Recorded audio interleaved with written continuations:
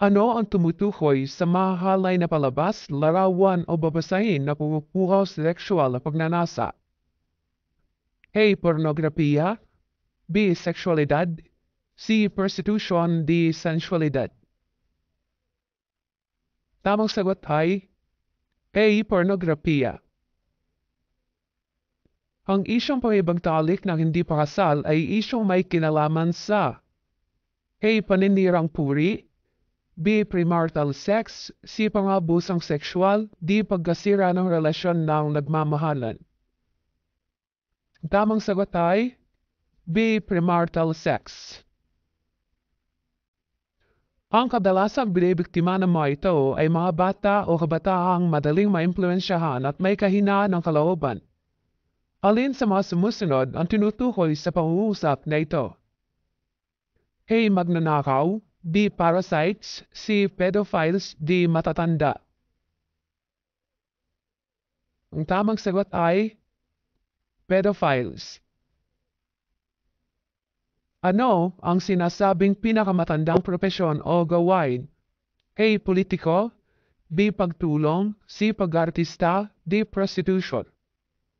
Ang tamang sagot ay prostitution. Alin sa mga sumusunod ang nagpapatunay na ang prostitution ay mapagsamantala? A. Pagbibigay alip ito sa mga taong mapagsamantala. B. Nakakatulong ito sa mga nangangailangan kahit sila ay pinagsasamantalahan. C. Ang taong bumibili ay sinasamantalang kahinaan ng taong sangkot dito. D. Nakapagbibigay ligaya sa mga taong may gustong mapagsamantalahan.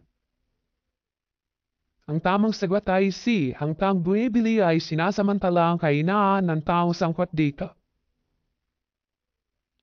Ang mga sumusunod ay mga pananaw ng tao na dahilan kung bakit kadalasan ng mga kabataan ay pumapasok sa maagang pakipagtalik maliban sa isa.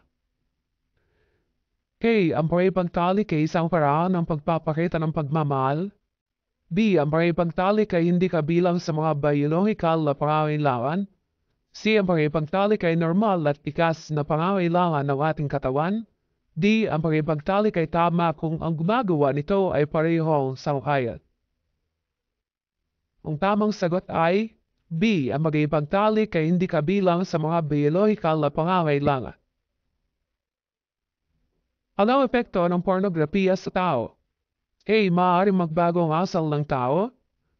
B. Magiging responsable patungkol sa gawaing sexual. C. Magkaroon ng mas maraming kaibigan. D. Mapag-iikayat ng kapwa upang manood ng malalaswang palabas. Ang tamang sagot ay A. Maaaring magbago ang asal ng tao. Ang layunin ng sexualidad na kaloob sa atin ng Diyos ay upang A. Magkaroon ng maraming kaibigan. B. Makamit at madama ang tunay na pagmamahal. C. Maunawaan ang tunay na kahulugan ng sexualidad. D. Maibahagi sa kapwa ang nalalaman tungkol sa sexualidad. Ang tamang sagot ay B. Makamit at madama ang tunay na pagmamahal. Ang mga sumusunod ay mga isyong kaugnay sa kawalan ng paggalang sa dignidad at sexualidad maliban sa isa. A. Prostitution. B. Pornografiya. C. Paggalang sa sarili. D. Premarital sex. Ang sagot ay C. Paggalang sa sarili.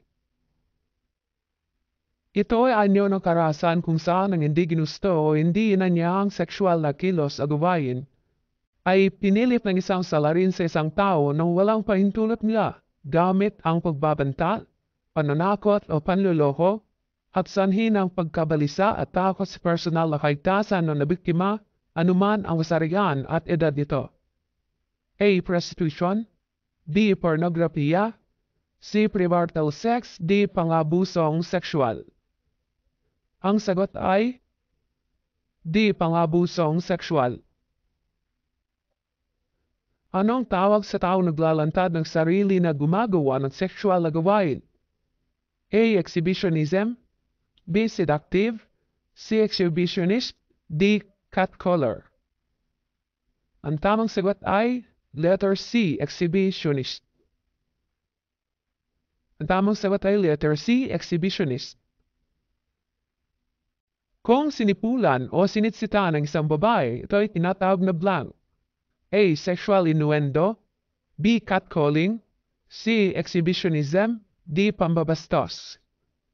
Ang tamang sagot ay B. Catcalling. Ito ay pangangalakalang serbisyo ng pag-iipagtalik kapalit ng pera o personal na pakinabang. A. Prostitution. B. Pornografiya. C. Pedophilia. D. Molestation.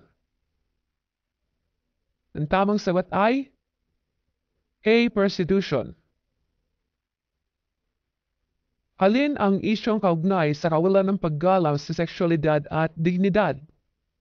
A. Niyaya ni Vic si Pauline na mapakasal dahil sa kagustong bumuo ng sariling pamilya. B. Magtabos muna ng pag-aaral at napahanap ng trabaho bago mag-alok na kasal. C. Ang pag-ibagtalik ng hindi pakasal ay kasalanan sapagkat ito ay sagrado. D. Napilitan ng ilang kabataan na ibenta ang kanilang katawan dahil sa kahirapan. Ang tamang sagot ay D. Napilitan ng ilang kabataan na ibenta ang kanilang katawan dahil sa kahirapan. Matagal nang magnobyo sina Pedro at Petra. Sinabi niya kay Petra na kung mahal niya ito, papayag ito makipagtalik sa kanya habang hinihipuan ito. Ano ang nararapat na gawin ni Petra sa sitwasyon? A. Hiwalayan si Pedro habang wala pang nangyayaring masama. B. Isumbong si Pedro sa kanyang mga magulang. C. Magalit kay Pedro dahil masama ang iniisip. D. Hindi papayag sa gusto ni Pedro at paliwanag na mali ang nasa kanyang isip.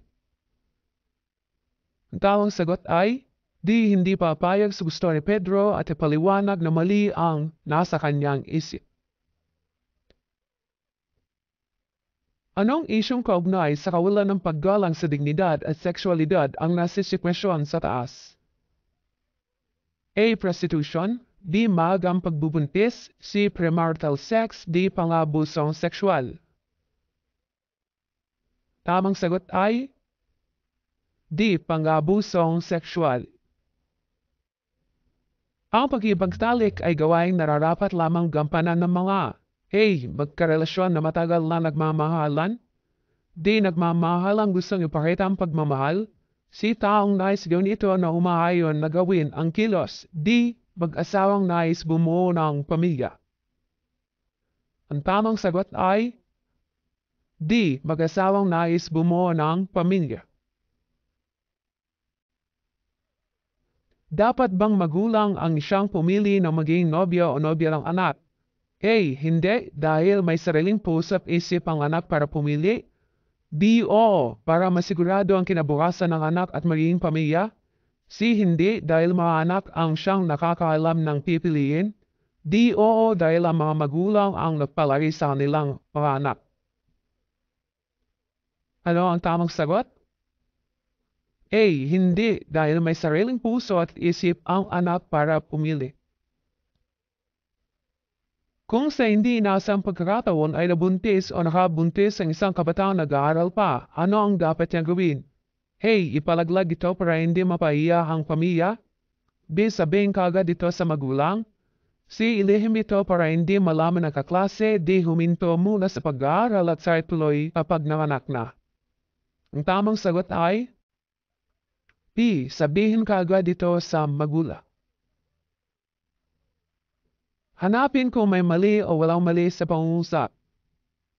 Walang limitasyon ang pakikipag-ugnayan sa katapat na kasarian. A. Pakikipag-ugnayan. B. Kasarian.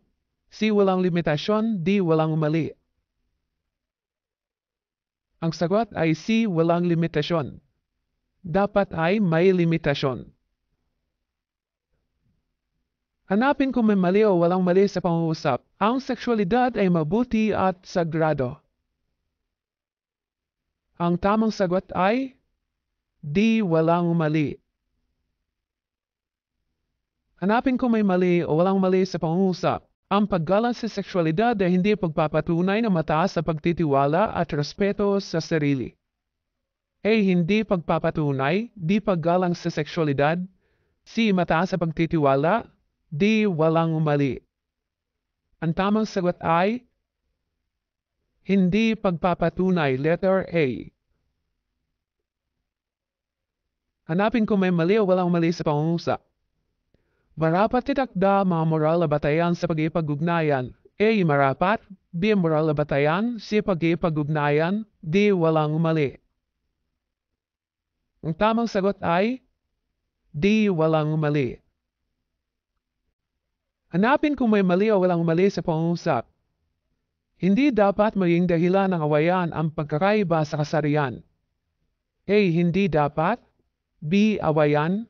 C. Pagkakaiba. D. Walang mali. Ang tamang sagot ay D. Walang mali. Ang ating katawan ay tahanan ng ating Diyos. Alin ang mali sa pangungusap? A. Katawan. B. Tahanan. C. Ating Diyos. D. Walang mali. Ang tamang sagot ay D. Walang mali. Ang patlang, ang blank ay nagsisilbing ilaw ng tao sa pagganap ng kaalaman at layunin niya sa buhay. A. Katotohanan. B. Paninindigan. C. Katwiran. D. Kamalayan. Ang tamang sagot ay A. Katotohanan. Ito ay issue na may kaugnayan sa pananagutan sa pagpapahayag ng katotohanan at katapatan sa mga datos, mga ideya, mga pangungusap, buod at balangka sa isang akda, programa, himig at iba pa, ngunit hindi kinilala ang pinagmulan bagkus na buo lamang dahil sa illegal na pangungopya. A. Whistleblowing. B. Plagiarism. C. Equivocation. D. Pernicious lie.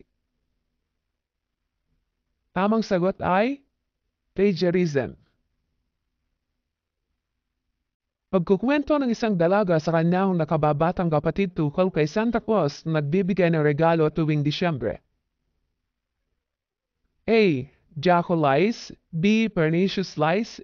C. Jocos lies. D. Officious lies. Ang tamang sagot ay Jocos lies.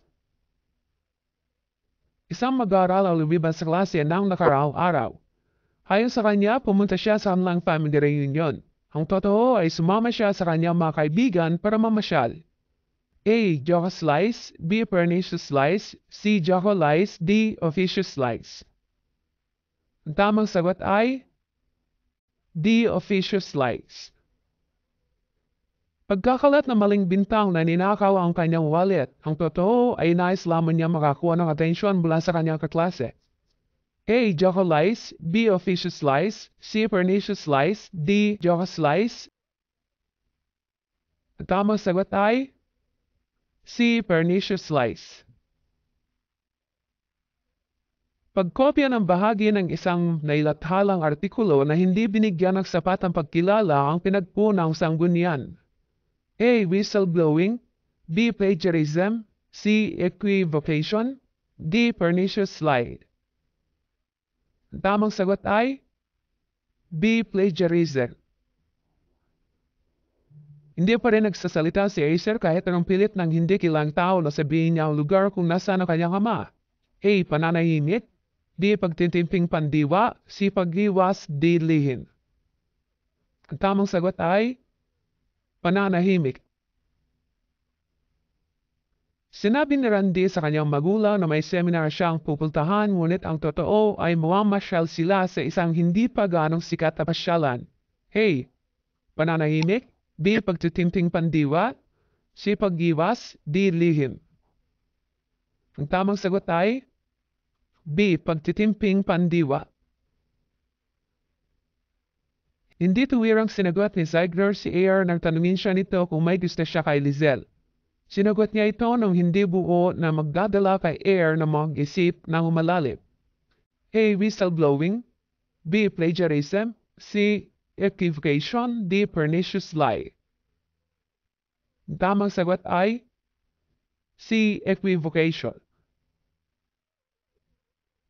Iniiba ni Axel ang usapan sa tuwing tatanungin siya sa tunay niyang damdamin para sa kanyang ama na matagal na nawala at hindi niya nakasama. A. Pananahimik. B. Pagtitimpi. C. Pananabik. D. Pag-iwas. Tamang sagot ay D. Pag-iwas. Ang tatago ng isang ina ng mga impormasyon na hindi pa naibubunyag at nasisiwala. A. Pananahimik. B. Pagtitimpi. C. Lihim. D. Pag-iwas. Tamang sagot ay C. Lihim. Maglalantat ng isang empleyado laban sa kanyang pinaglilingkurang amo dahil sa hindi patas subantay na pamamalakad at korupsyon. A. Whistling. B. Whistleblowing. C. Reporting. D. Pagkondena. B. Whistleblowing.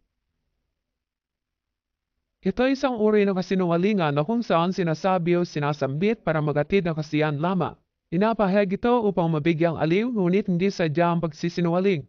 A. Jocose lies. B. Officious lies. B. Pernicious lies. D. Natural secrets.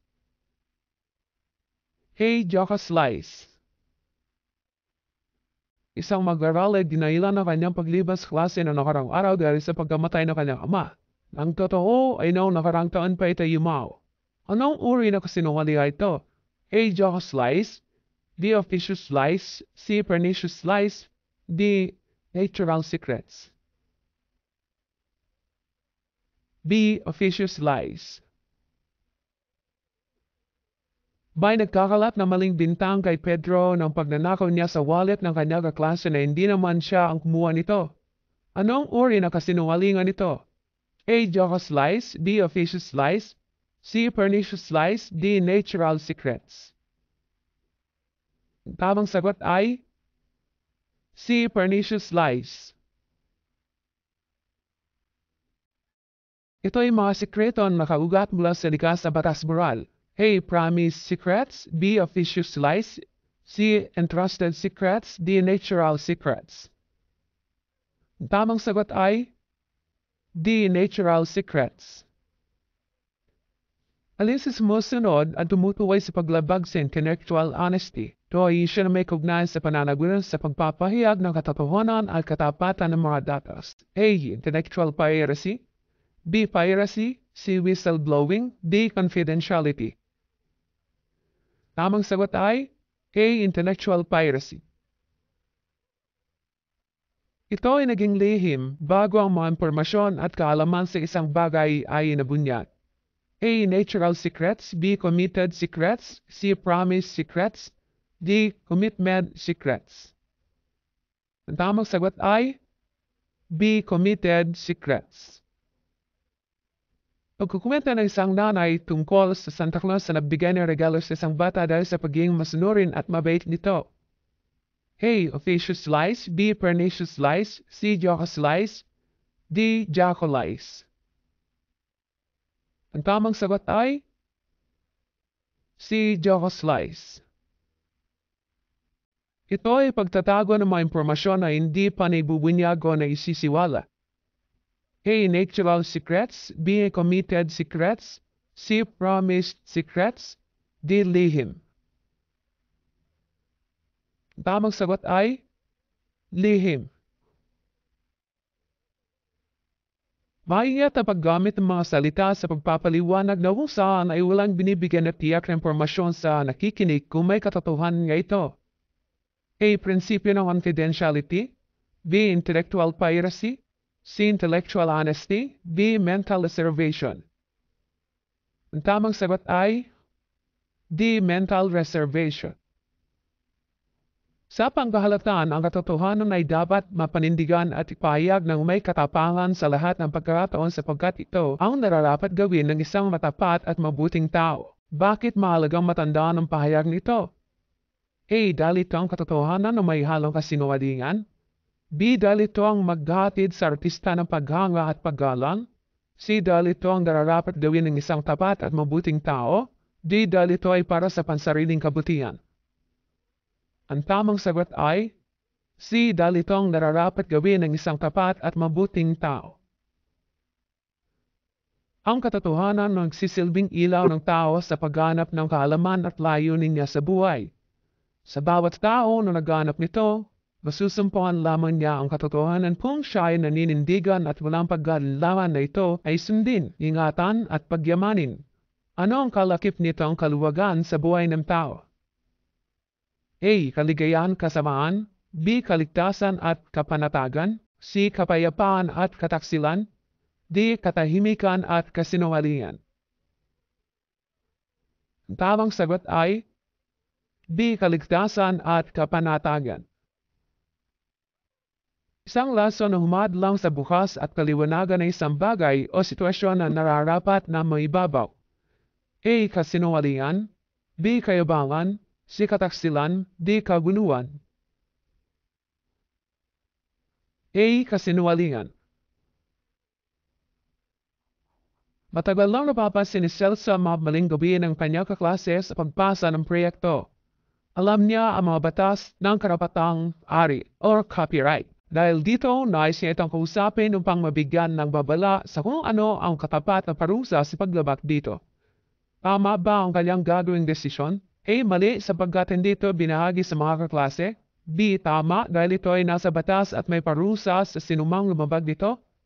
C. Mali sapagkat ito ay karapatan ng kaklase na maghanap sa internet. D. Tama sapagkat ito ang kanyang obligasyon sa kapwa. Ang tamang sagot ay B. Tama dahil ito ay nasa batas at may parusa sa sinumang lumabag nito.